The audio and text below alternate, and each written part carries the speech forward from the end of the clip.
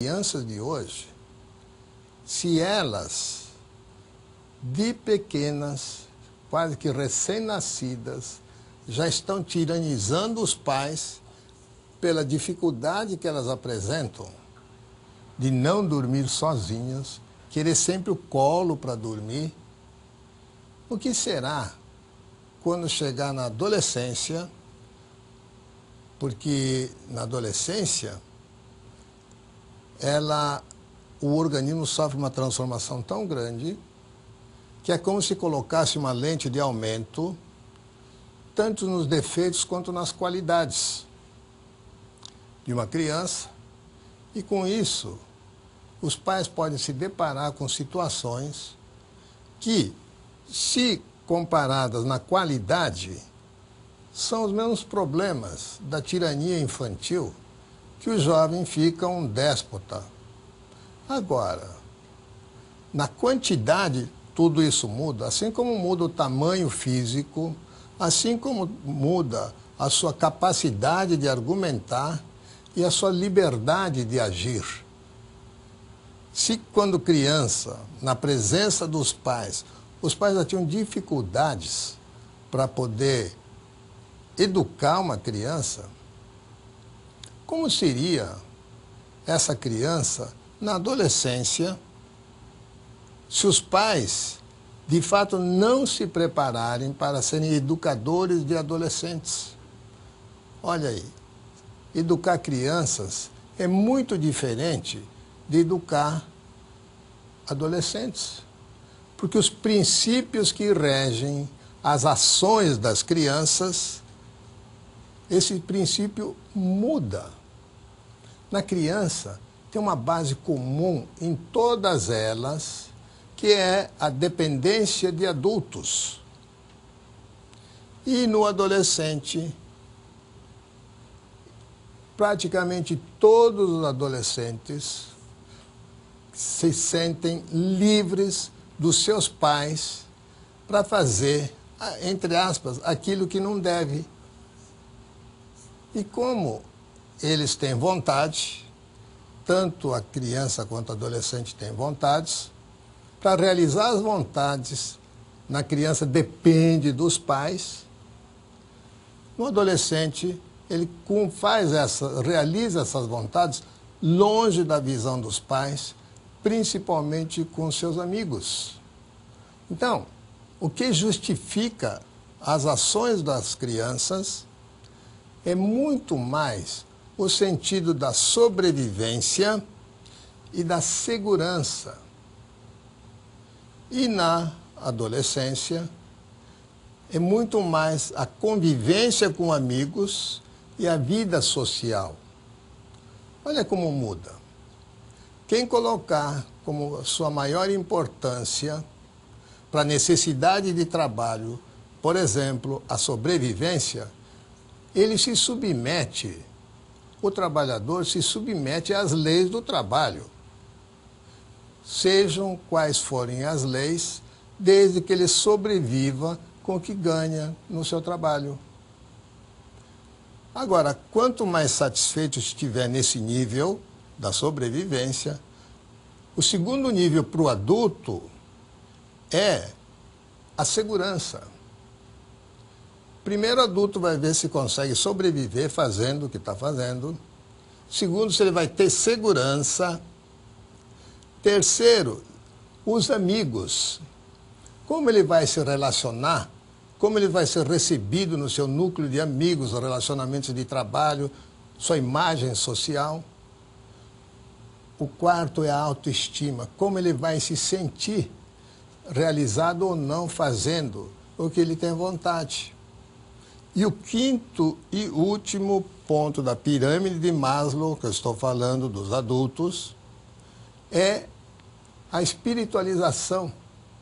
Ou seja, transcender o material e trabalhar em função de um bem-estar, de uma cidadania, do comportamento alheio, fazer o bem sem ver a quem. Algo imaterial, é a espiritualização. Os religiosos, de um modo geral, trabalham nesse nível da espiritualização. Os empresários também podem trabalhar nesse nível, se for uma empresa cidadã, está preocupado, o empresário, em manter o mundo, melhorar o mundo, não só nos seus ganhos, na sua sobrevivência, na sua autoimagem, na sua autoestima, mas quer um planeta melhor. Como se voltasse também para o terceiro setor.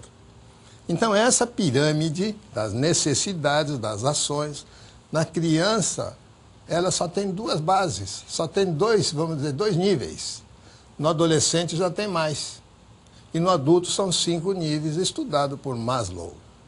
Eu trago essa pirâmide para a criança e afirmo com grande certeza que uma criança, enquanto tiver sua sobrevivência garantida, sua segurança garantida, ela vai fazer o que tem vontade.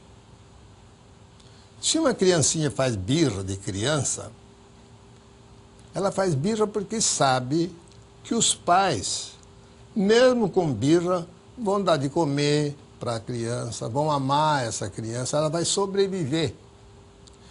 E sabe que os pais não vão abandonar a criança. Então a criança abusa dessa confiança e os pais se submetem à birra de uma criança. Correção. Se a criança apresentar uma birra fora de casa, numa loja, por exemplo, os pais já têm que saber que a criança é birrenta. Deixa para pagar por último as escolhas que o birrento fez. Entrou em birra, só paga aquilo que interessa, deixa o que o birrento escolheu e sai correndo da loja. Não compra para ele, porque o sair correndo ameaça a segurança da criança. A criança, não tendo adulto por perto, ela perde todas as forças, fica uma criança perdida. Portanto, aí a criança larga a birra e sai correndo, que é mais importante a segurança de ter a mãe ou o pai perto, então ela corre atrás da segurança, do que ter os brinquedos que tanto ela brigou para conseguir. Agora o adolescente já não é mais assim. O adolescente, se os pais saem correndo, ele de qualquer jeito permanece na loja, dá um jeito de fazer com que os pais paguem, não sei lá, por cartão, ou assim não vale, alguma coisa faz, porque ele já não necessita dessa segurança dada pelos pais. Ele necessita só da sobrevivência, sabe que isso está garantido. E agora ele não pode fazer feio perante os amigos. Se o adolescente fizer birra na frente dos amigos, e vocês deram uma dura nessa birra e não entrarem no jogo dele, ele não tem muito, na frente dos amigos ele vai ficar mais bonzinho. Ou se for uma turma, entre aspas, do mal, vai estimular esse filho, adolescente, a brigar com os pais. Então, se o critério que servia para a criança não serve para o adolescente, e os pais têm que preocupar com isso e ver de que maneira vai conseguir controlar uma criança já enquanto criança, porque quando ficar adolescente, os pais têm um recurso a menos, porque eles já não se incomodam mais da presença dos pais. Até agradece que os pais não peguem no pé dele, não fiquem sempre juntos. Agora, isso ele pode conseguir até o momento que ele se torna adulto, porque aí os critérios mudam. E os critérios mudando, ele vai ser responsável pela própria sobrevivência, segurança, relacionamento profissional, de amizade e tudo, pela autoestima. Tudo isso vai depender só dele. Então, pais, para que vocês não tenham aquela sensação que o adolescente dá mais importância para os amigos do que aos pais, vocês têm que saber que agora aquilo que fazia uma criança obedecer, tipo segurança que os pais estavam por perto ou juntos, o adolescente agora é só privá-los dos amigos que eles morrem. Agora fica falando que ele não vai comer, não tem importância, ele aguenta ficar sem comer. Vou sair de casa. Aí vocês falam, mas você não tem como sobreviver. A ideia deles é que vão na casa de amigos e pode morar com os amigos.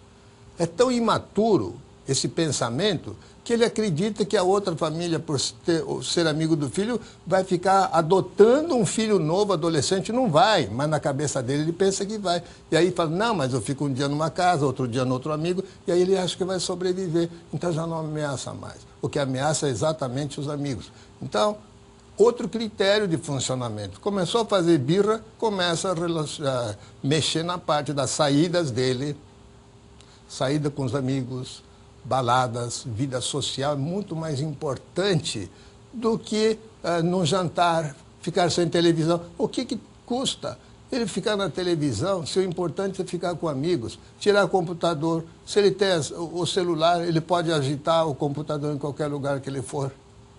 Então, os critérios são outros. Tiranos de crianças, tirania infantil, muda de foco para o adolescente, mas a tirania em si não muda. Pelo contrário, torna os pais mais impotentes. Essa mesma criança, adolescente, quando já está na faculdade, aí uma terceira dificuldade, mas isso já é outro capítulo.